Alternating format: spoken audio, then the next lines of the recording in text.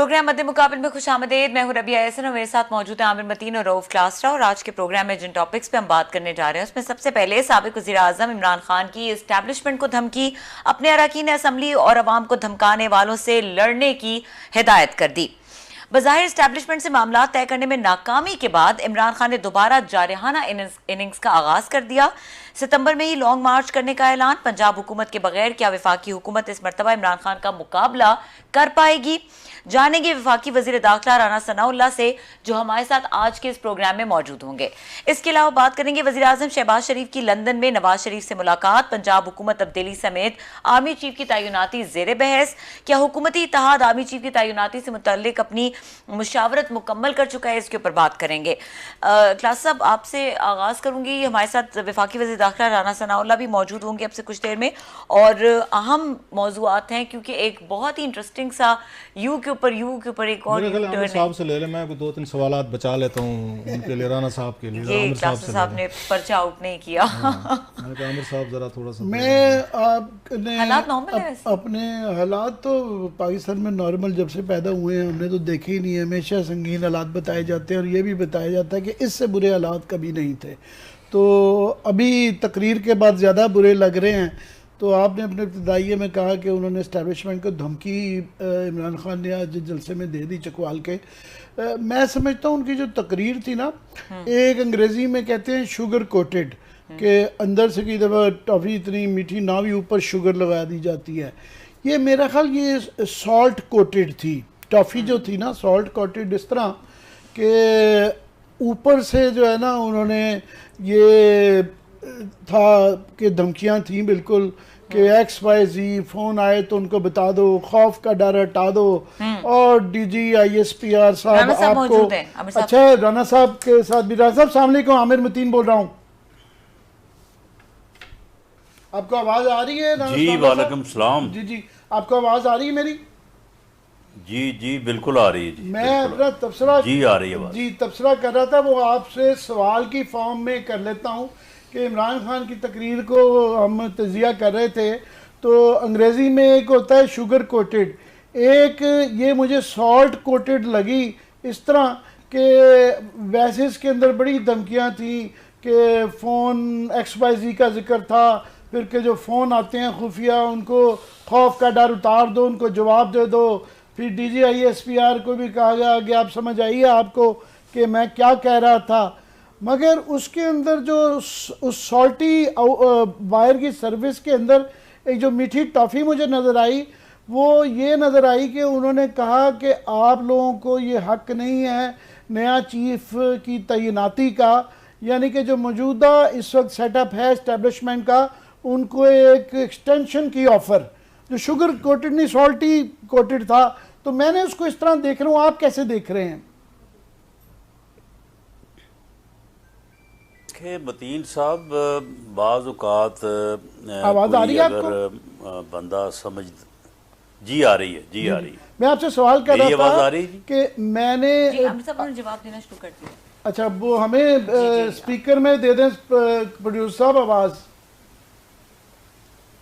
जी राना साहब बात कीजिएगा। जी इसमें जी इसमें मतीन साहब मैं ये अर्ज़ करने लगा था कि देखें, एक समझदार आदमी जो है वो वाइज़ आदमी, आपका मुखालिफ भी हो तो वो आपकी मुखालफत जो है वो किसी ढंग से किसी अंदाज से करेगा, या आपकी अगर उसने हमायत करनी है या किसी मामले में आपको जो है वो किसी तरफ यानी कोई रास्ता देना है, तो एक बेवकूफ़ आदमी जो है, एक अहमक आदमी जो है, वो बाज़ औक़ात आपकी भलाई भी करे तो वो इस अंदाज से करेगा कि वो आपकी बुराई बन जाएगी। आप मुझे बताएं कि अगर इमरान खान ये चाहता है या उसकी ये प्लानिंग है कि एक्सटेंशन होनी चाहिए, तो उसका तरीका ये जलसों में तकरीरें करना है। आप मुझे बताएं कि इनके इन जलसों में तकारीर के बाद ये पॉसिबल रह गया है किसी के लिए कि वो एक्सटेंशन ले सके, या अब अदारे के लिए ये मुमकिन रहा है कि वो इस फैसले पे जाए? हालांकि इससे पहले ये बड़ा एक आम सी बात थी कि अगर अदारा जो है वो बैठ के फैसला करता और उसके मुताबिक जो है वो सजेस्ट करता गवर्नमेंट को कि जी in the best interest of the institution और in the best interest of the जो है वो कंट्री, ये इस तरह से अगर हो जाए तो ये बेहतर होगा और उसके ऊपर कंसेंसस हो जाता। इस आदमी ने जो है ये ऐसा भांडा फोड़ा है कि अगर किसी के मामले में या किसी के पास कोई ऐसी तजवीज़ थी भी, तो अब आप मुझे बताएं कि उसके ऊपर क्यों कर अमल हो सकता है और क्यों कर जो है वो बात हो सकती है। और रही बात कि जी मैं फ़लाँ को नहीं फैसला करने दूंगा, फ़लाँ को नहीं करने दूंगा, ओ भाई ये किसी के फ़लाँ या किसी के अपना अच्छे या बुरे होने का मामला नहीं है, ये कॉन्स्टिट्यूशन ऑफ पाकिस्तान का मामला है। पाकिस्तान का कॉन्स्टिट्यूशन जो जिसे इजाज़त देता है और जिसकी स्वाबदीद है, जिसका इख्तियार है, जो वहाँ पे लिखा है उसी के मुताबिक होगा। और बाकी मामला ये रहा कि इस वक्त पॉलिटिकल इंस्टीट्यूशन जो है वो पाकिस्तान में, भले वो सियासी जमातें हों या वो पार्लियामेंट हो, वो बिल्कुल कमज़ोर है। बल्कि अब इस वजह से कि उस इंस्टीट्यूशन में एक आदमी ऐसा दाखिल हो गया है कि जो उस यानी मछली की तरह जो पूरे तालाब को गंदा कर देती है, उसने पूरी सियासत को गंदा कर दिया है। उसने ना किसी के पल्ले कोई इज्जत, ना कोई एहतराम, ना कोई ना कोई रखाव, उसने कुछ नहीं रहने दिया। राना साहब, और ओए तोए का कल्चर उसने इस हद तक जो है वो परवान चढ़ा दिया है कि अब हर आदमी जो है उसका हाथ जो है वो दूसरे की पगड़ी पे है। जबकि दूसरी तरफ जो इंस्टीट्यूशन है जिसके सरबराह का फैसला होना है वो बड़ा मजबूत है, वो बड़ा डिसिप्लिन्ड है, वो एक अपना फैसला करेंगे और उस फैसले को जो है वो कॉन्स्टिट्यूशनल अथॉरिटी जो है उसके पास बैठ के डिस्कस करेंगे। और मुझे इसमें कोई शक व शुबा नहीं है कि वो फैसला जो है वो बिल्कुल तस्लीम भी किया जाएगा, बेहतर भी होगा इस मुल्क के भी और इस इंस्टीट्यूशन के भी हक़ में। राना साहब, ये क्लास साहब के पास बड़े धुआंधार कुछ सवाल हैं, मगर मैं क्विकली ये पूछ लूँ आपसे दो चीज़ें। एक तो ये कि ये आप इतनी अक्लमंदी का क्रेडिट तो नहीं उनको देंगे इमरान खान को, मगर आप समझते हैं इसके पीछे कोई पोस्चरिंग जिसे कहा जाता है, स्ट्रैटेजी तो नहीं है कि ये 2-3 नवंबर तक ये 2-3 माह भी गुजर जाएंगे और वो जिस तरह फरमा रहे हैं कि माहौल ही नहीं रह गया एक्सटेंशन का, पहली बात। दूसरा, मुझे आपकी बात से तासुर ये मिला है कि ठीक है, आप सही कह रहे हैं कि इदारा जो भी फैसला करेगा सोच विचार के करके उसके ऊपर फैसला होगा और जिनके पास आईनी हक है वो करेंगे, मगर ये तासुर मुझे लग रहा है कि एक्सटेंशन का आपके यहाँ कोई माहौल नहीं है। नहीं, देखें, एक्सटेंशन का माहौल इसने रहने नहीं दिया। इसने ये जो हमाकत की है और जिस तरह से इसने इंस्टीट्यूशन को डिस्कस करना शुरू किया है, आर्मी चीफ की तैनाती को, आप ये देखें कि इसने मामला ये है कि चलें आप किसी एक फ़र्द के ख़िलाफ़ बात कर लें, को 2-3 अफराद के ख़िलाफ़ बात कर लें कि जो उन्होंने मैनेज करके ये कर दिया, फ़लाँ वक्त में वो कर दिया। ये तो पूरी फ़ौज के खत्ते पड़ गया। ये आदमी पूरी फ़ौज को जो है वो डेरोगेशन में लेके जाना चाहता है। ये पूरी फ़ौज को जो है वो एक ऐसी सूरत हाल में जो है वो लेके जाना चाहता है जो कि बड़ी एम्बैरसिंग है। तो इसलिए इन बातों को जो है वो रेजिस्ट करना पड़ेगा अदारे को भी और पूरी कौम को भी, और मैं समझता हूँ कि हुकूमत को भी। वरना तो ये तो फिर जिस तरह की गुफ्तगू ये कर रहा है, तो ये कोई महल्ले की पंचायत का फ़ैसला है या ये कोई बीटी मेंबर का फ़ैसला है।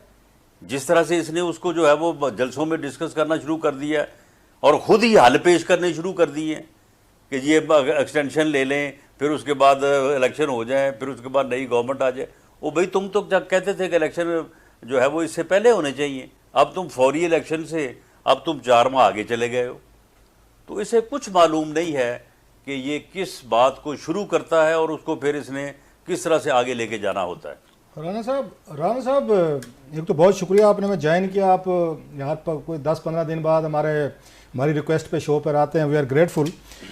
आपको क्या लगता है कि खान साहब जनरल बाजवा साहब को क्यों एक्सटेंशन दिलवाना चाहते हैं? हालांकि वो तो वो पब्लिकली बहुत सारे नाम लेते थे, आपको पता है, मैं टीवी पे बैठ के क्या नाम दोहराऊं।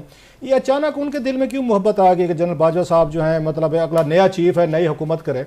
आपकी रीडिंग क्या कहती है, इन्फॉर्मेशन क्या कहती है कि इमरान खान साहब इतने मतलब सॉफ्ट क्यों हो गए बाजवा साहब पे, और क्यों उनको एक्सटेंशन दिलवाना चाहते हैं सर? देखें, ये इसमें एक ही बात है कि वो ये चाहते हैं कि आर्मी चीफ जो है वो उनकी मर्ज़ी का लगे, और ये इतना अहमक आदमी है कि इसे इतना ही नहीं मालूम। ये ज़रा पिछली रीसेंट या पास्ट हिस्ट्री तो देख ले कि मर्ज़ी का चीफ ऑफ आर्मी स्टाफ लगाने का अंजाम क्या होता है, और कभी आर्मी चीफ जो है वो कभी किसी की मर्ज़ी का हुआ है। वो एक इतना बाइख्तियार होता है कि वो इंडिपेंडेंट ही होता है और इंडिपेंडेंट ही रहेगा। इस बात से कोई गर्ज ही नहीं है कि लगाने में या ना लगाने में किसी की मुखालफत क्या थी या किसी की हमायत क्या थी। तो मामला ये है कि इसे बिल्कुल इन चीज़ों का कतई तौर पे इसे कोई रन साहब, ये आर्मी चीफ ताकतवर हो जाता है या सियासी हुकूमतें वीक हो जाती हैं? लोग हैं रन साहब, सॉरी मैं आपकी बात काटी मैंने, लेकिन मैंने कहा नहीं, इस यहाँ पे सियासी हुकूमतें वीक हो जाती हैं, प्राइम मिनिस्टर कंप्रोमाइज्ड हो जाते हैं, उनमें इतनी जुर्रत ताकत नहीं रह जाती कि वो एक आर्मी चीफ को वो कर सकें, एक सिविलियन की सुप्रीमेसी में ला सकें। मतलब वेट उसमें क्या फॉल्ट कहाँ पे आप लोगों पे ये एंड पे होती है, सियासी हुक्मरानों पे, ये आर्मी साइड पे होती है? ये नहीं, देखें, चीफ ऑफ आर्मी स्टाफ जो है वो अदारे के सरबराह के तौर पे उसके पास जो इख्तियारात हैं वो इख्तियारात आप आईजी पुलिस को दे दें किसी सूबे को, तो अगले दिन देख लें कि आईजीपी जो है वो इंडिपेंडेंट होगा और चीफ मिनिस्टर जो है वो उसके सामने जो है वो भीगी बिल्ली बना होगा। तो सर ये इल्ज़ामात लगते थे ना कि आपकी पार्टी पे कि आप लोगों को पहले इल्ज़ामात लगते थे कि आप लोग इसलिए कोई आईजी टाइप वो लाना चाहते हैं, आर्मी चीफ लाना चाहते हैं। ये बातें तो आपके बारे में होती थी कि आप आईजी चाहते हैं, आर्मी चीफ नहीं चाहते, और इसी वजह से आपका टकराव हो जाता है उनसे। नहीं तो इसमें कोई शक नहीं है कि पुलिस का जो सरबराह है उसके जो इख्तियारात हैं आपके इल्म में है, अगर आप तफसील में भी बात करनी चाहें कि वो डीपीओ और आरपीओ को अपनी मर्ज़ी से तैनात नहीं कर सकता। जी, वज़ीर आला के होते हैं। He is bound to appoint them on the recommendation और विद दी कंकरेंस, बल्कि मैं समझ एब्सोलूट जो है वो इख्तियार जो है वो चीफ मिनिस्टर का है। जी, क्या आर्मी में कोई इस किस्म की मुदाखलत हो सकती है? तो मामला ये है कि आर्मी का जो इंस्टीट्यूशन है, क्योंकि उसने मुल्क की सरहदों की हिफाजत करनी है, उसे इसलिए उसे पुलिस लाइक तो जो है वो नहीं किया जा सकता, लेकिन जो इख्तियारात हैं वो इख्तियारात जो हैं वो आर्मी चीफ को अपने अदारे की हद तक और अपनी आइनी जिम्मेदारियों की हद तक जो है वो मुकम्मल। अच्छा रन साहब, एक बड़ी खबर आई थी पिछले हफ्ते सर, वो ये थी कि इमरान खान साहब की और आर्मी चीफ की प्रेसिडेंसी में मुलाकात हुई है, खुफिया मुलाकात, कुछ दिन पहले की बात आ रही है। आपको of course IB intelligence bureau आपको रिपोर्ट करता है, फिर इवन आईएसआई की रिपोर्ट्स आपके पास आती हैं, और भी आपके पास इंफॉर्मेशन होगी, क्योंकि ऐवान सदर ज़्यादा दूर भी नहीं है प्राइम मिनिस्टर हाउस से या आपके दफ्तर से। आपकी क्या खबरें हैं सर कि मुलाकात हुई है इस तरह की कोई? नहीं, देखें, हमें ये एजेंसीज भी रिपोर्ट करती हैं और हमारी कहीं किसी न किसी हवाले से कभी ना कभी जो है वो आमना सामना भी हो जाता है, वहाँ पे भी ये बातें जो हैं वो हो जाती हैं। ये कतई तौर पे गलत बात है। आपके नॉलेज में नहीं है? नहीं हुई, नहीं मेरे नॉलेज में नहीं, ये मुलाकात हुई नहीं है। जून में बताया जा रहा है कि मुलाकात हुई है, 2-4 सहाफ़ियों ने अखबार में कॉलम भी लिखे हैं। पर देखें जी, वो सहाफ़ी जो है वो कॉलम लिख सकते हैं, वो अपनी खबर भी दे सकते हैं, लेकिन ऐसी कोई मुलाकात नहीं हुई। राना साहब, ये आपकी क्लास साहब जो भी पूछ रहे थे कि गवर्नमेंटें कमज़ोर हो जाती हैं या इस्टेब्लिशमेंट ताकतवर हो जाती है, तो माजी में आपसे भी जो गलतियां हुई हैं इस मामले में तैनाती के ऊपर चीफ ऑफ आर्मी स्टाफ की, अभी आपने कुछ सबक सीख लिया है उससे? नहीं, देखें इसमें सबक वाली बात जो है, देखें मामला ये है कि वैसे तो जो आदमी जो है वो कमीशन लेने के बाद वो लेफ्टिनेंट जनरल 3 स्टार जनरल की जो है वो हैसियत पोजीशन तक पहुंचता है, तो वहाँ पे लोगों में कोई इतना ज़्यादा फ़र्क नहीं होता, बल्कि 19-20 का फ़र्क भी नहीं होता। सारे लोग ही कम्पिटेंट होते हैं और सारे लोग ही जो है वो कमांड की सलाहियत रखते होते हैं। और एक जो रूटीन है कि जो पहले नंबर्स हैं उन्हीं में से जो है वो आर्मी की लीडरशिप जो है वो अपनी रिकमेंडेशन मुरतब करती है, जो वाया डिफेंस मिनिस्ट्री जो है वो प्राइम मिनिस्टर तक पहुंचती हैं और प्राइम मिनिस्टर जो है वो उसकी अप्रूवल देते हैं। मैं इसलिए पूछ रहा था कि आपके तो दौर में 5वें नंबर से आप लाते रहे ना, मुशर्रफ साहब के से पहले 4 नंबर और भी थे। नहीं थे सर, मुशर्रफ दौर में नहीं थे। मुशर्रफ साहब और अली कुली यही वही, यानी यही कोई 4 का नंबर या 3-4 का नंबर या 5 का नंबर ही ज़्यादातर जो है वो चल रहा है।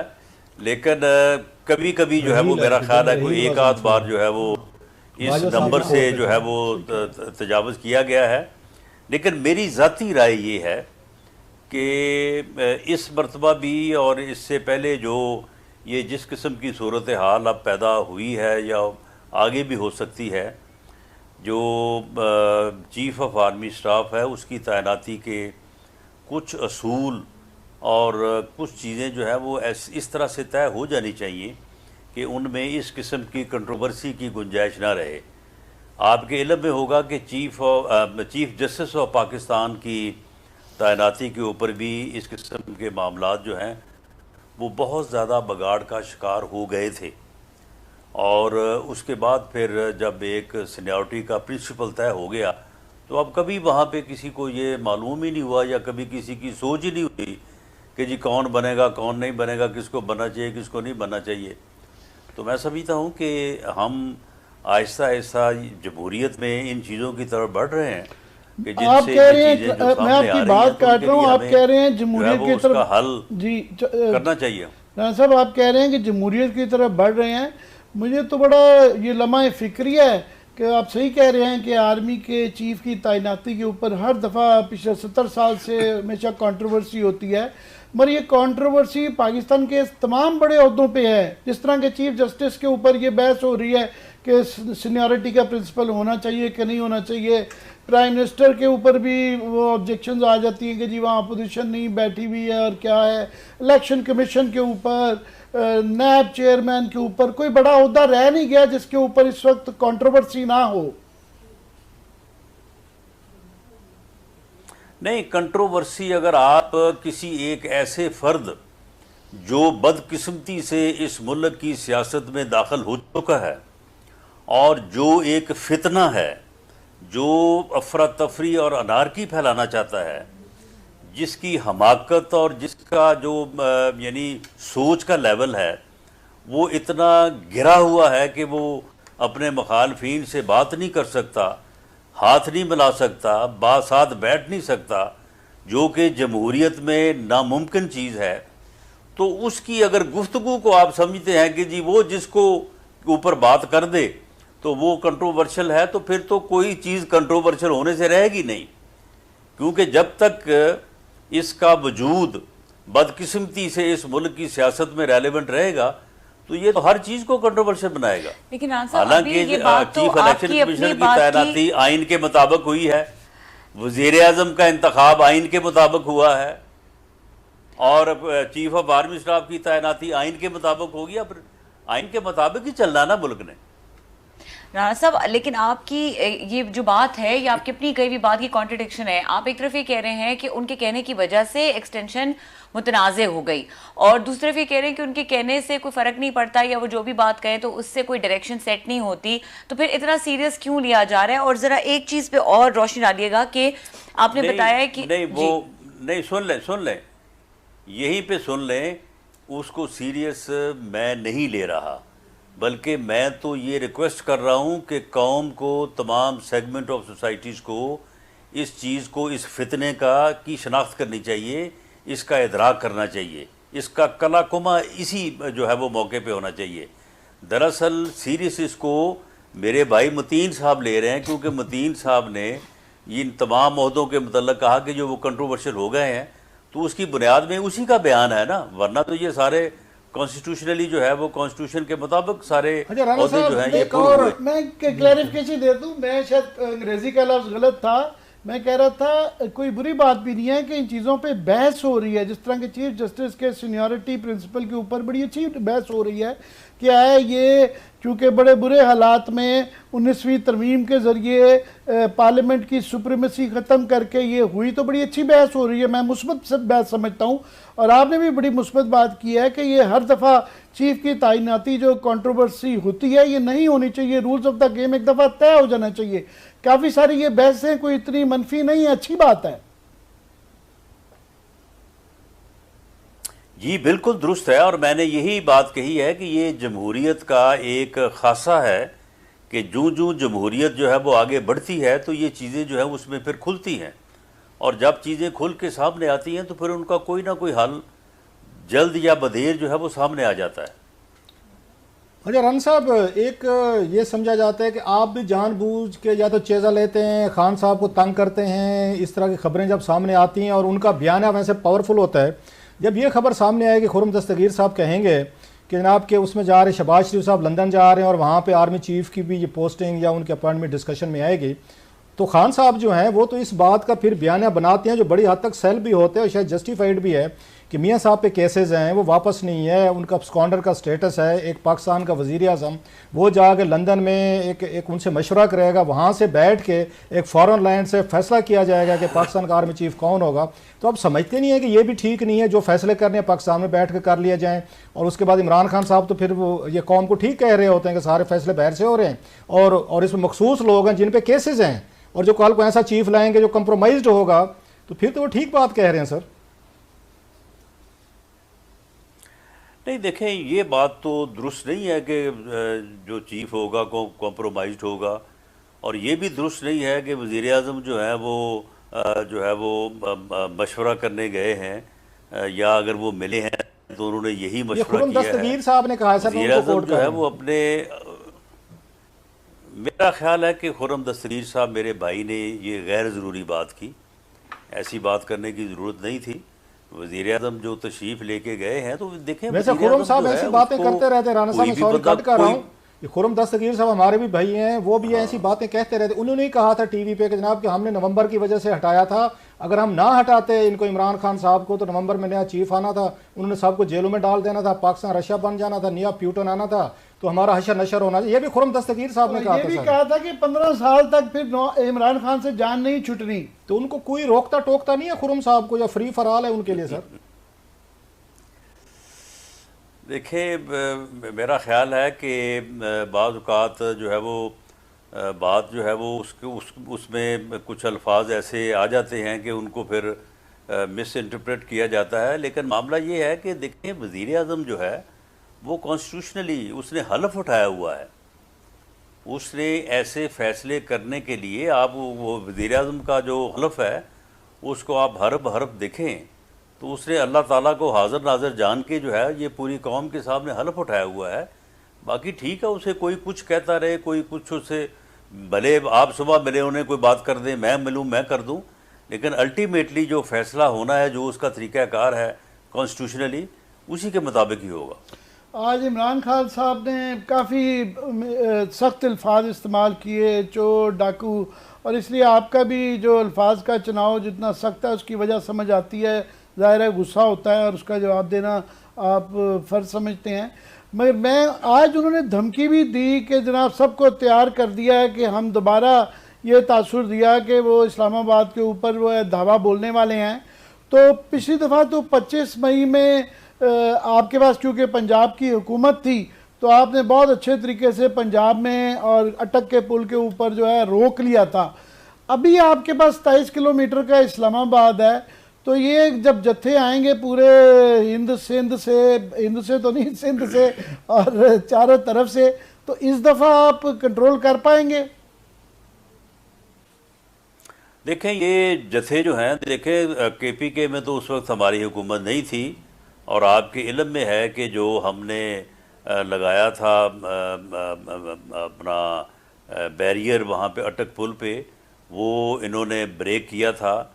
इनके साथ उस वक्त आज़ाद कश्मीर की हुकूमत थी, इनके साथ GB की हुकूमत थी, इनके साथ KPK की हुकूमत थी, और उसके बाद ये जितनी तादाद लेके, ये वैसे तो कह रहे थे कि मैं 50 लाख लोगों को लेके आऊँगा इस्लामाबाद, जितनी तादाद लेके आए थे आपको खुद अंदाज़ा है, मैं कोई नंबर क्लेम नहीं करता।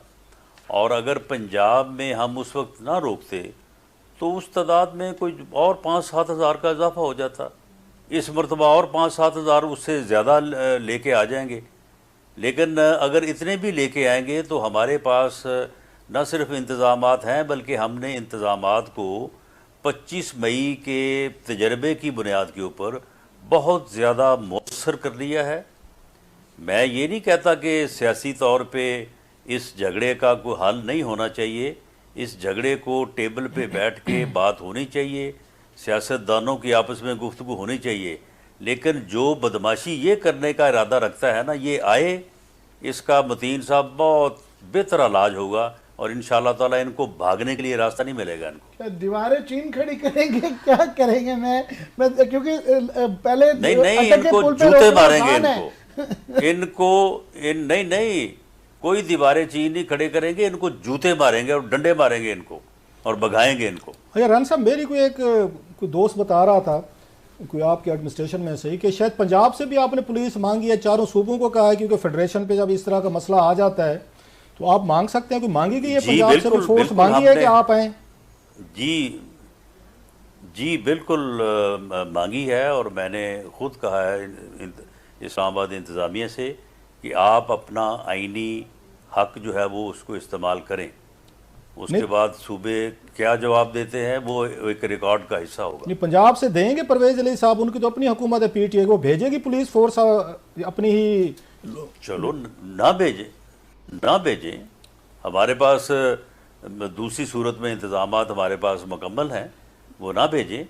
लेकिन बहरहाल वो फेडरेशन की जो है वो के ऑर्डर को, डायरेक्शन को जब ओबे नहीं करेंगे तो उसके भी अपने कॉन्सिक्वेंसेस होंगे। ये तो इदारों का बहुत ज़्यादा टकराव का इम्कान नहीं हो जाएगा? ज़ाहिर है रेंजर्स आपके अंडर है, इंटीरियर मिनिस्ट्री के अंदर इस तरह पैरा मिलिट्री है, इस्लामाबाद की पुलिस है, उनके पास भी पंजाब पुलिस है, KB पुलिस है, गिलगित बल्तिस्तान आज़ाद कश्मीर की फोर्सेस हैं। तो ये पहले तो टीयर गैस पे ही फैसला हो गया था, तो ये तो बहुत ज़्यादा ख़तरनाक सिनारियो बन रहा है।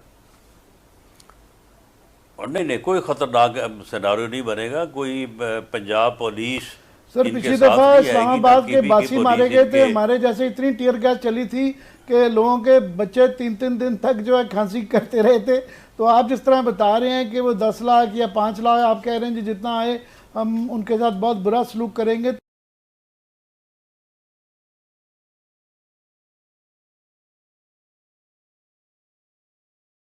तो वो फिक्र की तो बात है। मैं ये कहता हूँ कि ये 10-15 हज़ार से ज़्यादा नहीं होंगे, और ये लाखों की बातें जो है ना, लाखों की बातें ये ले है, ये अगर इसमें इतनी हिम्मत है, ये 25 लाख लोगों को लेके आए, तो हम वैसे इसकी बात मान लेंगे कि वाकई तुम बड़े जो है वो पॉपुलर हो और लोग तुम्हारे साथ हैं, और ये तुम्हारा फ्रॉड बयानिया नहीं है, जो तुमने ये फसाड कायम किया हुआ है, ये फ्रॉड नहीं है। आपने पंजाब की बात की तो खबरें ये भी आ रही हैं कि पंजाब में कोई दोबारा से वहाँ पे कू होने वाली है, और चौधरी सबान और दीगर लोग जो हैं वो फिर आपके साथ राब्ते में हैं। कोई इस तरह की खबरों में है कि बाकी कोशिश हो रही है, मूव हो रही है? लंदन से भी आ रही थी कि शायद ये भी मशवरा करना था कि पंजाब में दोबारा आप लोगों की हुकूमत आ जाए परवेज अली साहब से मिलजुल के। तो ये कलासरा साहब अगर ऐसी कोई बात हो भी रही है तो क्या आपका ख्याल है कि मैं उसे ऑन एयर करूंगा? शायद मैं कि आप क्योंकि पीछे से राजपूत भी तो है ना, राणे भी तो हैं, कि मैं धड़ल्ले से बात करते हैं। मैंने कहा शायद जज्बात में आके कोई हमारे साथ कोई खबर शेयर कर ही दें। सर मैंने तो कोशिश की आगे आप नहीं आगे आपकी मर्जी। नहीं, धड़ल्ले से बात जरूर करते हैं, लेकिन ऐसी बात नहीं करती जो अपना ही सर ले जाए। मेरी इतला ये है कि वहाँ पे एक खबर ये तो आ चुकी है कि इमरान खान साहब ने वहाँ पीटीआई को सीनियर मिनिस्टर जो बनाया है उनसे कह दिया है कि जनाब ये सारे अपने काम उनके पास लेके जाएं। वहाँ पे 2 चीफ मिनिस्टर तो वर्चुअली हो गए हैं, तो चौधरी परवेज़ इलाही साहब आप गुजरात के ही चीफ मिनिस्टर वो भी रह गए हैं। तो ये उसके बावजूद भी उनका आपकी तरफ इतनी जंगो जदल होने के बाद अल्फाजों की इतनी मतलब तेज़ी के बाद इम्कान हो सकता है अभी भी आपके पास आने का?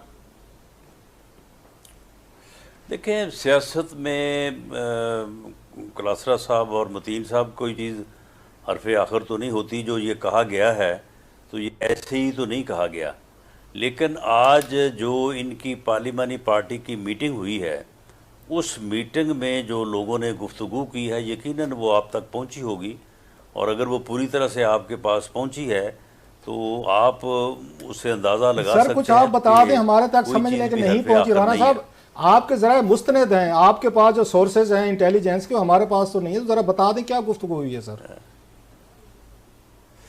बस उसमें ये है कि जो मतीन साहब ने बात की है ना कि परवेज़ साहब को सिर्फ अब डिस्ट्रिक्ट गुजरात का ही जो है वो चीफ मिनिस्टर बन के रहना पड़ेगा, तो कुछ ऐसी ही सूरत हाल है जो कि मेरी ये असेसमेंट है कि चौधरी परवेज़ इलाही इस सूरत हाल पे समझौता नहीं करेंगे।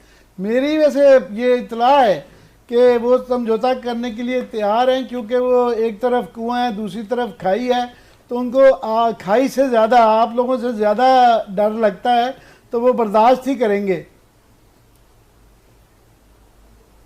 तो फिर काम नहीं चलेगा। ये तो कैसे फिर करेंगे, क्योंकि बाकी अभी हाल ही में क्योंकि डिस्क्वालीफाई हुए हैं क्यू लीग से के बंदे ही टूटे हैं तो ही पॉसिबिलिटी है, तो उन क्यू लीग के लोगों का चौधरी शुजात के पास भी आने की कोई इतला नहीं है, तो फिर बाकी ये कैसे पंजाब की हुकूमत को आप जो कह रहे हैं मुतज़लज़ल कर लेंगे, कैसे करेंगे?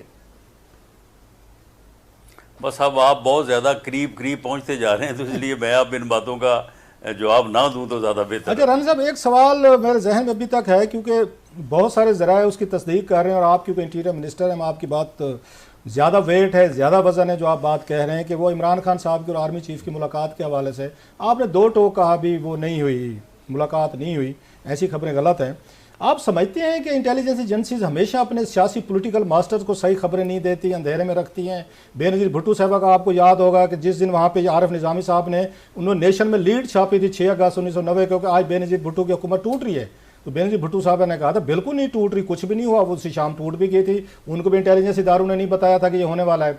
आपको याद होगा फ़रूक लगारी साहब जो हैं जब 96 में उन्होंने आगे सितंबर में बेनज़ीर भुट्टो की हुकूमत तोड़ी, तो बेनज़ीर भुट्टो सबको कह रही थी मेरा भाई है फ़रूक बलोच भैया वो तो नहीं तोड़ेगा, और शाम को टूट गई थी, बल्कि आफ्ताब शेरपा साहब वो पैगाम लेके आए थे। आप समझते हैं कि आपको भी शायद इंटेलिजेंस इदारे जो हैं वो पूरी इन्फॉर्मेशन खबरें नहीं दे रहे होते और आप तक वो सारी बात नहीं पहुँच रही होती? नहीं, देखें मामला ये है कि हालात जो है वो अपनी गवाही खुद दे रहे होते हैं, और इंटेलिजेंस एजेंसी जो है वो कुछ हद तक जो है वो ख़बर देती हैं, तो कुछ हद तक ख़बर ऐसी भी होती है जो इंटेलिजेंस अदारों के भी जो है वो उनकी दस्तक से भी जो है वो बाहर होती है, और बाज़ औक़ात जो है वो ख़बर अपने तौर पे सही दे रहे होते हैं तो जबकि वो ख़बर गलत होती है। जिस तरह से अभी ये पंजाब की हुकूमत का और ये सारा सिलसिला चल रहा था, तो इल्ज़ामात लगाए जा रहे थे कि जी फ़लाँ मदद कर रहा है, फ़लाँ ये कर रहा है, फ़लाँ वो कर रहा है, तो हम इकट्ठे हुए 96H पे मॉडल टाउन, और वहाँ से हम बराह रास्त एक शादी में चले गए फ्लैटिस होटल। तो एक इंटेलिजेंस एजेंसी ने उस वक्त की वफाकी हुकूमत को ये रिपोर्ट दी कि हम सारे जो हैं वो पहले हमने मशवरा किया है मॉडल टाउन में, और उसके बाद हम जो है वो चिड़ियाघर जो है ना वो उसके पास किसी ऑफिस में चले गए हैं, वहाँ पे जाके फिर हमने बाकी जो है वो बातें नहीं हो सकता है कोई हमदार तो कोई आपका कोई बैठा हो इंटेलिजेंस एजेंसी में, हमदार तो कोई आपका कोई सही खबर ना देना चाह रहा हो। हालांकि हम उस वक्त एक शादी में गए थे, तो अच्छा, इस साहब, किस्म लास्ट की दफा भी आपने गलत फहमियाँ और गलत खबरें जो है वो हो जाती हैं। लास्ट दफा आप इंटरव्यू जो जब आपसे हमने किया था, आपने बड़ी एक वहाँ इंपॉर्टेंट बातें की थी DGN ANF के हवाले से। आपने कहा मैं इन्वेस्टिगेट करवा रहे हैं। जो DG उस वक्त ANF थे जिन्होंने केस डाला था आप पे, वो झूठा केस आप पे बनाया गया था, तो आपने बताया था इमरान खान साहब ने उनके बेटे को बहुत बड़ी फेवर की थी, आर्मी में कैप्टन थे और उनको वहाँ पे DMG के कोटे पे वो आर्मी से इधर लेकर आए थे। तो आपने कहा था कि मजीद इन्वेस्टिगेशन आप करवा रहे हैं, तो आपकी कोई इन्वेस्टिगेशन आगे बढ़ी है? कोई ताज़ा तरीन अपडेट दें कि क्या हुआ कोई उसके बारे में, वो खबर ठीक थी या आपको फिर किसी इंटेलिजेंस इदारे ने गलत कोई खबर आपको बताई गई थी? नहीं नहीं नहीं, वो खबर जो है वो मेरी अपनी जो है वो तस्दीक शुदा है, वो खबर दुरुस्त है। और बाकी उस मामले में मेरी ये कोशिश है और हम इस वक्त उस बात के करीब हैं कि इस मामले की जो है वो एक हाई लेवल इंक्वायरी जो है वो करवाई है। नहीं, आपने कोई आर्मी चीफ साहब से साफ मुलाकात आपकी होती होगी, अक्सर हो जाती है मीटिंग में ऑफिशियल में, आपने ऑफिशियली तौर पर कोई लिख के उनको नहीं भेजा कि ये सारी चीजें आपके एक आपके सर्विंग ऑफिसर ने की थी? मैंने ऑफिशियली लिख के उनको उसी वक्त भेजा था। ये 2019 की बात है और मैं उस वक्त से इस मुतालबे पे हूँ कि इस पूरे मामले की, जो कि अब बड़ी बदनामी का बायस बन रहा है, और अब जो वफाकी साबिक हुकूमत है, वफाकी हुकूमत, वो इल्ज़ाम किसी और पे लगा रही है, कोई किसी और पे लगा रहा है। अब उस केस का कोई वारिस ही नहीं बन रहा और उस गलत काम की कोई ज़िम्मेदारी लेने को तैयार नहीं है, तो वो फिर क्यों कर हुआ और किस तरह से हुआ, इसकी फैक्ट फाइंडिंग जो है वो होनी चाहिए। नहीं, वो भी उसी पे इल्ज़ाम लगा रहे हैं जिनको आपने एप्लीकेशन लिखी है।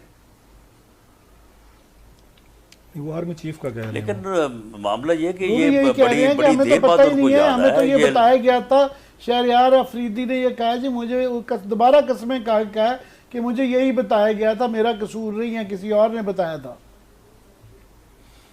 तो चलो बहरहाल फिर हमारी इन्फॉर्मेशन भी है कि ये सारा काम जो है ये वज़ीर-ए-आज़म हाउस से जो है वो डायरेक्ट हुआ है।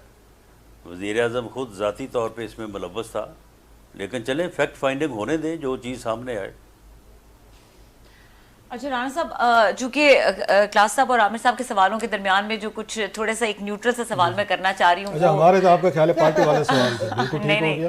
सर, आप लोगों के जरा सख्त सवाल होते हैं ना, मेरा एक बड़ा मासूम सा सवाल है, राणा साहब से सिंपल स्पेस सा। ले लेते हो तो हमारा पुराना ताल्लुक है इनसे। अच्छा राणा साहब, सवाल मैं ये पूछना चाह रही हूँ कि हम इस्लामी जमहूरिया पाकिस्तान में रहते हैं और मुस्लिम लीग नून एक जमहूरी जमात है, बड़ी जमहूरी जमात है पाकिस्तान की। इंतकामी सियासत के अलावा हमें जो लोगों को रिलीफ देने वाली सियासत है, क्योंकि बहुत ऐसे मसले हैं जो इस वक्त आम आवाम के हैं, जिनको इस किस्म की लड़ाइयों से और कॉल से बाहर निकालने का बेहतरीन तरीका ये है कि उनको रिलीफ दे दिया जाए, उनकी बात सुन ली जाए। ये वाली सियासत कब देखने को मिलेगी? ये जब ये सियासतदान जो इस मुल्क की बदकिस्मती के इस मुल्क में जो है ये पैदा हो चुका है, तो इसका अगर कौम सही शनाख्त करके इसका कला कुमा कर दे, तो मैं समझता हूँ कि फिर आइंदा कोई इस किस्म का जो है वो ईवल जो है वो पॉलिटिशियन जो है वो जन्म नहीं ले सकेगा। और फिर ऐसा ही होगा कि कोई ऐसा वक्त आएगा तो सब लोग सर जोड़ के बैठेंगे। अच्छा रन साहब, 27 फरवरी को जब इंडिया ने अटैक किया था सब सर जोड़ के बैठे थे, लेकिन ये आदमी अलहदा था। अच्छा, आज भी ये आदमी जो है वो अलहदा है, लास्ट बाकी क्वेश्चन सारी सर, कौम एक तरफ है। राना साहब लास्ट क्वेश्चन की तरफ आते हैं। आपकी बड़ी मेहरबानी, बड़ा आपने खासा जनरल से टाइम दिया हमें। नैब के जो लाज अभी लाए गए हैं उस पर बड़ी शदीद तनकीद आ रही है कि आपने नायब को तकरीबन ख़त्म कर दिया है, टूथलेस हो गया है, और सबसे ज़्यादा बिग बेनिफिशरी जो है आपकी जमात है, आपके कुलीग्स हैं या पीपल्स पार्टी के लोग हैं। आप समझते नहीं है, फिर आपने इमरान खान साहब की उस बात को सच्चा साबित कर रहे हैं कि इसलिए पावर में आए, इन्हें अपने केसेस ख़त्म कराने हैं, सेटलमेंट करवानी है। आते ही अपने काम तो सारे करवा लिए हुकूमत ने, केसेस भी ख़त्म कर दो, इनके ECL से नाम भी हटा दो, बला बला चीज़ें हो गई। लेकिन अवाम वाला जैसे अभी ये उन्होंने कहा है, राबिया ने कहा है, तो वो तो वहीं पे खड़े हुए हैं। कोई पेट्रोल की फिक्र नहीं है, महंगाई की फिक्र नहीं है, आप लोगों को अपने केसेस की फिक्र है सर। नहीं, मामला ये है कि अगर हमारे ऊपर केसेस जो हैं वो अगर कायम रहें या और इतने केसेस बना दिए जाए और पेट्रोल की कीमत जो है वो सस्ती हो सकती, तो बिस्मिल्लाह हम हाजिर नहीं हैं। अदालतों से कराते हमारे ना ऊपर केसेस। और FIR दर्ज करवा दी जाएं। नहीं नहीं, मामला ये है कि अगर हमारे खिलाफ केसेस गलत हैं तो क्यों नहीं खत्म होने चाहिए वो? नहीं अदालतों से खत्म अगर होना चाहिए हमारे ना, गलत नाम तौर पे नाम ECL पे डाल नहीं नहीं, बात ये है कि अगर ECL पे हमारा नाम जो है वो गलत डाला गया तो क्यों खत्म नहीं होना चाहिए जी? नहीं। अगर केस हमारे खिलाफ इंतजामी तौर पे गलत बनाए गए हैं तो वो इंतजामी तौर पे क्यों नहीं खत्म होने चाहिए? नहीं, अब हम क्यों अदालतों का चक्कर जो है वो 10 साल लगाते रहे, नहीं, केस 12 साल अदालतों में जो है वो तारीखें भुगते रहे, क्यों? नहीं, केस वजह अब ये रिलीफ आम आदमी को तो नहीं मिलता ना सर, मतलब ये आम आदमी को तो अदालतों से जाके केस खत्म नहीं, कराना पड़ता है आम ना। आदमी नहीं, आम आदमी का नैब में केस ही नहीं बनता। नहीं बहुत सारों के बने हुए हैं, आम जहाँ पे आदमी सैकड़ों को लोग हैं तो सर। पाकिस्तान पीनल कोड नहीं तो अगर फिर उसमें रिलीफ मुझे अगर किसी सियासतदान को मिलेगा तो दूसरे को भी मिल जाएगा। मतलब सब मामला के- ये है कि हर किसी का फैसला तो कानून के मुताबिक होना है ना। नहीं लोग तो आम आदमी तो यही कहते अब हैं ना नैब जो है, नैब, जी, जी। आप मुझे बताएं कि नैब में जितनी अमेंडमेंट हुई है, कोई एक अमेंडमेंट मुझे बता दें कि जिसके मतलब अदालतों के फैसले नहीं है कि ये नहीं होना चाहिए, ये 90 दिन का रिमांड जो है इसके मतलब अदालतों के फैसले नहीं है इसका कि तो ये गलत है। सुप्रीम कोर्ट पे फैसला ये भी जो बहस चल रही जमानत जारी का है। इख्तियार नहीं था हुकूमत के अदालतों के पास, ये जो था कि इल्ज़ाम नैब जो मर्जी लगा दे, साबित जो है वो आगे से मुल्ज़म करे, इसका शरी जो आपकी इसका अपना नासिर राणा साहब, इसका है अदालत नजरियाती में सुप्रीम कौंसिल, कोर्ट में उन्होंने मुकदमा इसके ऊपर जारी जो है है। वो ये कहा नहीं कि यह खिलाफ शरीयत है। मगर ये मुकदमा लास्ट में कह दूं कि अभी क्योंकि जारी है, उन्होंने ये फैसला भी करना है कि ये जो आपने कानून में तब्दीली की है ये अपने मफाद के लिए की है या वाकई कौम मुल्क सल्तनत के लिए की है। ये सारी वो तब्दीलियां हैं जो अदालतों के फैसलों की बुनियाद पे की गई हैं, और बाकी मामला ये है कि अगर किसी के ख़िलाफ़ गलत केस बनता है वो ख़त्म होना चाहिए। गलत ECL पे नाम डाला है, ख़त्म होना चाहिए। उसके लिए 12 साल अदालतों की तारीखें भुगतना कोई ज़रूरी नहीं है। मेरा आपका जो है केस वो नैब में नहीं है, वो ANF में है। मेरी सारी प्रॉपर्टी जो है वो फ्रीज़ है, मेरे सारे बैंक अकाउंट जो है पूरी फैमिली के फ्रीज़ हैं, मेरे नाम भी इन्होंने ECL पे डाले हुए थे। तो अगर वो निकल आए हैं तो क्या वो कोई जुल्म हो गया है? लेकिन सर आप भी तो जुल्म वही वो कर रहे था हैं कि इमरान आप साहब। किसी के खिलाफ जो है अभी गलत इमरान खान मुकदमा साहब बनाएं। पे अभी खान साहब पे आपने दहशतगर्दी का पर्चा दिया तकरीर पे, जो आज जब वहाँ इस्लामाबाद हाई कोर्ट ने उसको वो किया है, हटा दिया। तो आप भी तो वही काम कर रहे हैं जो आपके खिलाफ होते रहे बकौल आपके, तो आप भी तो रियायत नहीं कर रहे, आपने भी ठीक है। दहशतगर्दी का पर्चा दे दिया सर बात तकरीर ये पे। है कि सुन लें, जी जी दहशत गर्दी की 788 जो शिक है, क्लास है, उसकी सब क्लास N और M पढ़ लें। किसी भी सरकारी मुलाजम को उसके सरकारी फ़राइज़ की अंजाम दही से रोकने के लिए उसको धमकाना जो है ये दहशत गर्दी के ज़ुमरे में आता है। तो जज साहब हमने ने क्यों उसके नहीं सर ये मुताबिक प्ली जो है मानी वो सर? दहशतगर्दी का अतर पर्चा मनीला दे साहब ने दिया। प्ली क्यों नहीं मानी सर आप ठीक लोगों है, की? जज साहब अतर में नल्ला साहब की एक अपनी जो है वो अप्रोच है, उसके मुताबिक उन्होंने जो फैसला किया सारा आंखों पे। ठीक है जी, बहुत बहुत शुक्रिया सर। शुक्रिया। वफाकी वजीर राना सनाउल्लाह साहब हमारे साथ मौजूद रहे प्रोग्राम में और उन्होंने अपनी इम्पोर्टेंट ओपिनियन दी इम्पोर्टेंट मैटर्स के ऊपर। प्रोग्राम का वक्त खत्म हो गया, देखने के लिए शुक्रिया, इजाजत दीजिए, अल्लाह हाफिज।